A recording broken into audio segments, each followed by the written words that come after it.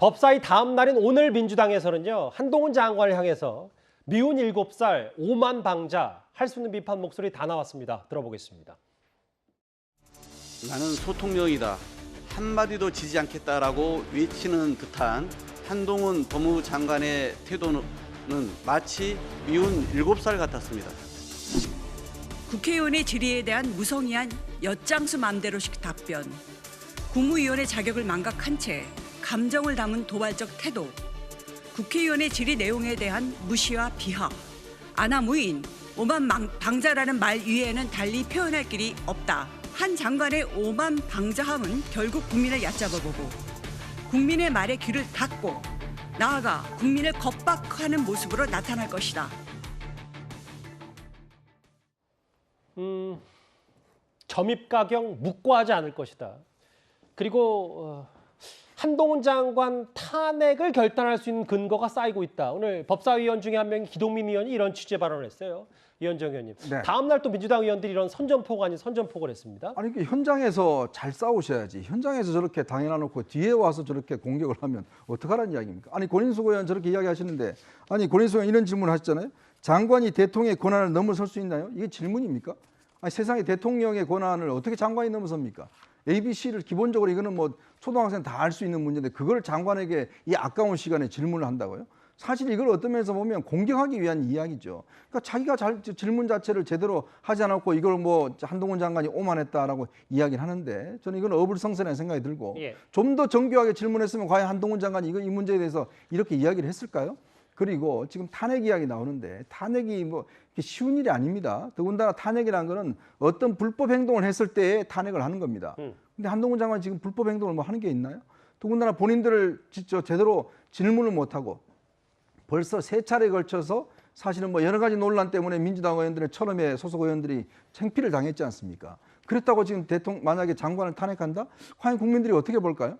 그런 면에서 보면 실력으로 일단 대결해서 실력으로 싸워서 이겨야지 지금 뭐 장관이 저렇게 한다고 해서 탄핵을 한다? 국회의원들의 권한을 저는 남용하는 것이라 생각이 듭니다. 바로 서영주 대변인께 질문을 드리면 그 얘기 그러니까 국회 무시했다.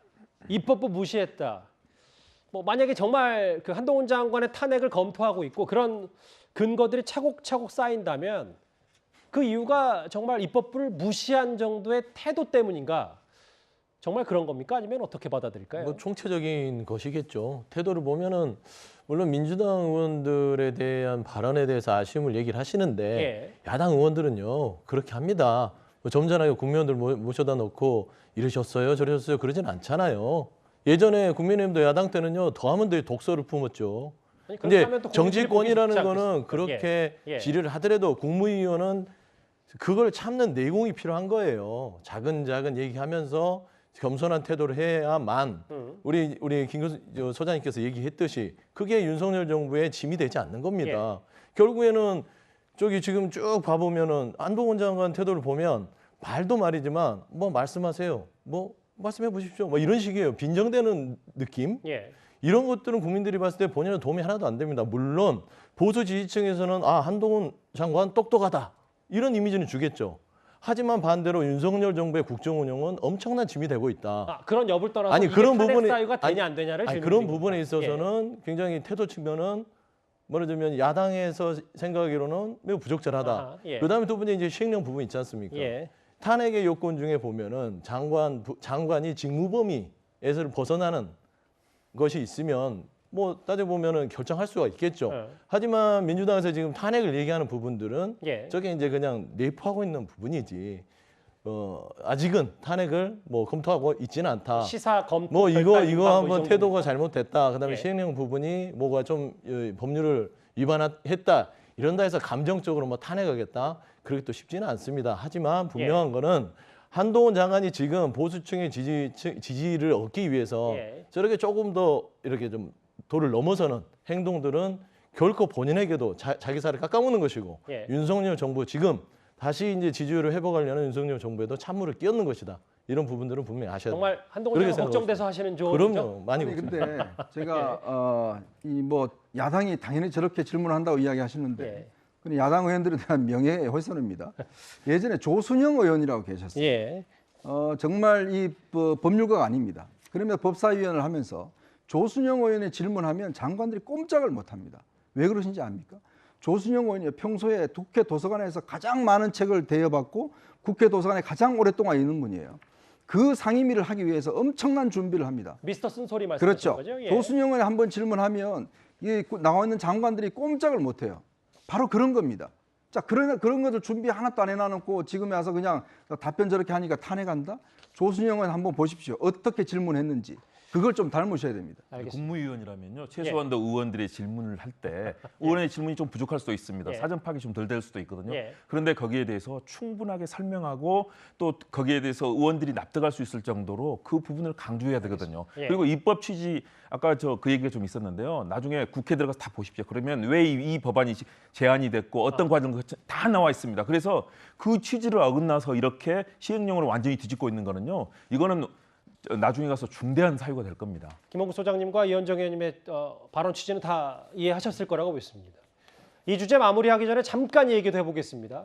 한동훈 장관이 지난주에 그러니까 2년 전 독직 폭행을 당했던 현장 여긴 법무연수원을 방문해서 신임 검사들을 만났는데요.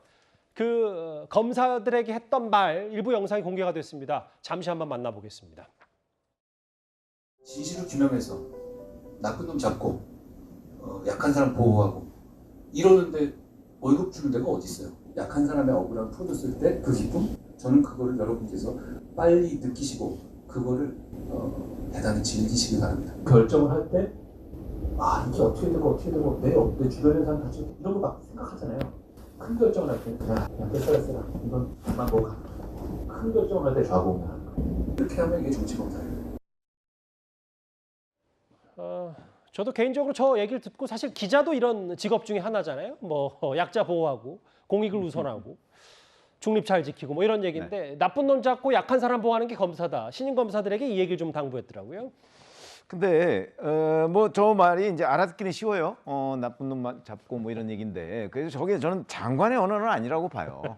왜냐하면 신임 검사들이 장관이 와서 자꾸 나쁜 놈 이렇게 얘기하는 게 정말 그 신임 검사들한테 우리가 앞으로 나아갈 길을 제시했구나 이렇게 생각할까요?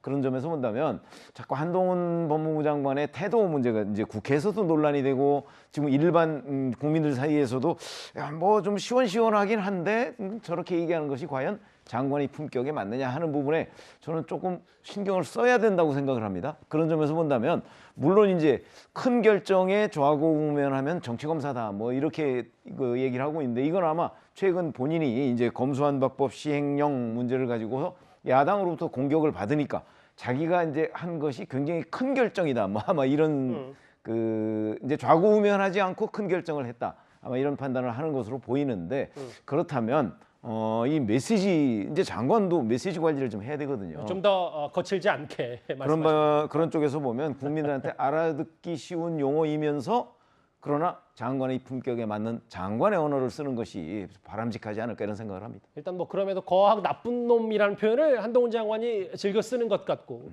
신임 검사들에게 정치 검사 되지 말라, 좌고우면하지 말라, 큰 결정에 이런 얘기를 했는데요. 어제 법사 얘기와 한동훈 장관의 신임 검사 앞에서 했던 얘기들 저희가 차례로 만나봤습니다.